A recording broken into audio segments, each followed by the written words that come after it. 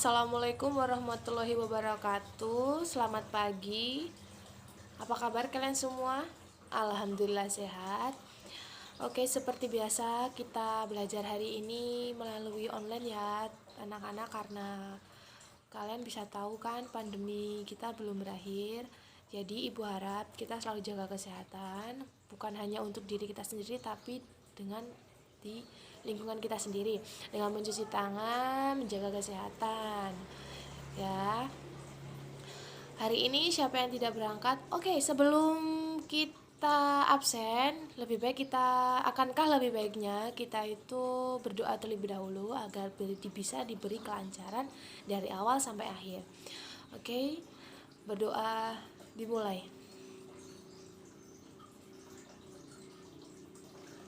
Amin. Berdoa selesai. Setelah berdoa akan ibu absen terlebih dahulu. Siapa yang tidak berangkat? Ya udah, biar lebih jelasnya ibu absen satu-satu ya. Avanin, Cila, Kenan, Kenza. Alhamdulillah hadir semua ya anak-anak. Oke, hari ini ibu akan membahas pelajaran tentang sosiologi. Siapa yang udah tahu tentang sosiologi angkat tangan? Oke. Hari ini ibu akan menjelaskan sosiologi yang berjudul sosiologi konflik, kekerasan, dan perdamaian. Sedikit ibu jelaskan. Secara etimologis, kata konflik berasal dari bahasa Latin, yaitu kon dan figer. Kata kon memiliki arti bersama, sementara figer itu artinya memukul. Jadi dapat disimpulkan bahwa konflik adalah sebuah kondisi saat ada dua atau lebih pandangan, keinginan, kepercayaan, kepentingan, nilai, atau kebutuhan yang berbeda, berseberangan, tidak sejalan, atau tidak selaras. Dalam materi sosiologi tentang konflik, kata ini lebih diartikan sebagai suatu proses sosial yang terjadi antara dua orang atau kelompok yang berusaha saling menyakiti satu sama lain dengan cara membuat seseorang atau kelompok lainnya tidak berdaya, bahkan dengan menghancurkan orang atau kelompok tersebut. Ya, itu kurang lebih kesimpulan dari konflik.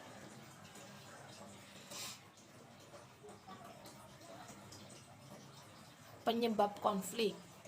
Yang pertama, perbedaan kebudayaan. Maksudnya itu kayak kita punya budaya Jawa, kita punya teman budaya Sunda. Jadi kita itu harus saling menghargai satu sama lain meskipun kita beda budaya. Jadi kalau kita tidak bisa menghargai satu sama lain, perbedaan antar budaya kita akan terjadi konflik. Ya, salah satunya itu yang ibu sebutkan tadi. Yang kedua, perbedaan individu. Yang ketiga, perbedaan ideologi. Yang keempat, perbedaan kepentingan. Yang kelima, perubahan nilai-nilai sosial. Bentuk konflik. Konflik pribadi. Konflik ini terjadi dikarenakan ada dua individu yang mana sedang mengalami perubahan sebuah masalah pribadi dan saling tidak ingin menyadari kesalahan masing-masing. Dalam konflik pribadi, biasanya masing-masing individu akan berusaha untuk menyalahkan lawannya. Yang kedua, konflik antar kelas. Konflik yang terjadi antar kelompok atau individu yang memiliki masalah dengan individu lainnya yang berada di kelompok atau kelas lainnya. Yang dimaksud kelas di sini dapat diartikan sebagai kedudukan seseorang atau kelompok di dalam lingkungan masyarakat secara vertikal atau kelas atas atau kelas bawah. Bentuk konflik sosial berdasarkan sifat. Yang pertama, konflik konstruktif. Konflik yang memiliki sifat fungsional yang terjadi dikarenakan adanya perbedaan pemahaman dari individu ataupun kelompok saat menghadapi sebuah permasalahan yang terjadi. Konflik konstruktif ini nantinya dapat menimbulkan konsensus dari berbagai pemahaman serta mencitrakan sebuah perbaikan, sehingga konflik ini nantinya akan memberikan nilai positif pada pengembangan organisasi atau komunitas. Oke, yang akan Ibu jelaskan yaitu kekerasan.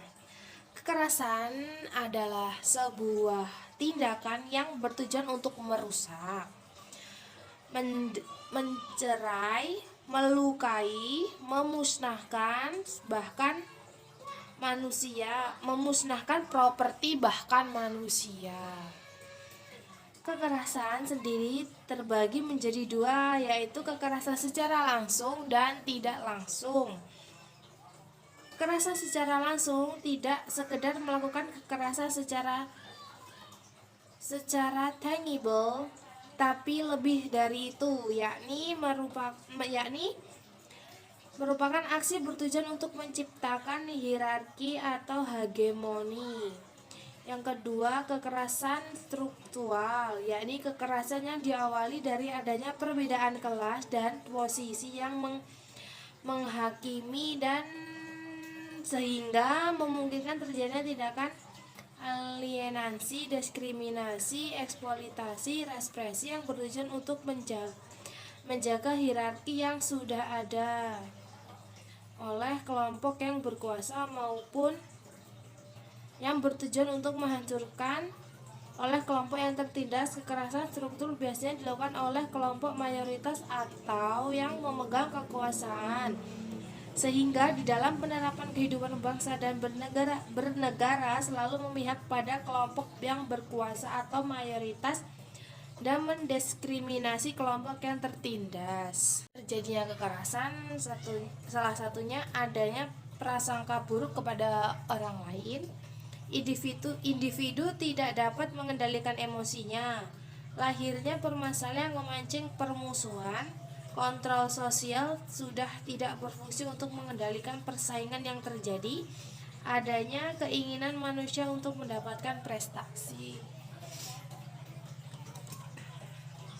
Yang terakhir adalah perdamaian. Jadi tadi kan udah Ibu jelaskan tentang konflik, kekerasan, dan sekarang perdamaian. Perdamaian, berbagai macam bentuk konflik dan kekerasan kemudian menjadi stimulan untuk menerapkan metode-metode baru konsep perdamaian agar bisa menjawab tantangan yang ada.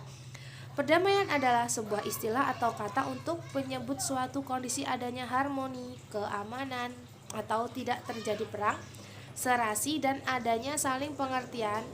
Perdamaian juga bisa diartikan suasana tenang dan tidak ada kekerasan. Salah satu surat Al-Qur'an yang menceritakan yang artinya tentang perdamaian akan Ibu jelaskan. Yaitu Allah berfirman, "Hai orang-orang yang beriman, masuklah kamu ke dalam Islam keseluruhan dan janganlah kamu turut langkah-langkah syaitan. Sesungguhnya syaitan itu musuh yang nyata bagimu." Quran Surat Al-Baqarah ayat 208. Materinya sudah Ibu sampaikan. Jika ada yang ingin bertanya, dipersilahkan. Apakah sudah paham semuanya? Oke, nanti Ibu akan beri tugas. Nanti ketua kelas bisa hubungi Ibu, nanti akan Ibu kirim tugasnya. Jika ada yang tidak ingin disampaikan, mungkin karena waktu sudah habis, mungkin hanya itu yang dapat Ibu sampaikan. Kurang lebihnya Ibu mohon maaf. Untuk kalian selalu jaga kesehatan, selalu cuci tangan ya. Oke. Ibu akhiri, wabillahi taufiq wal hidayah. Wassalamualaikum warahmatullahi wabarakatuh.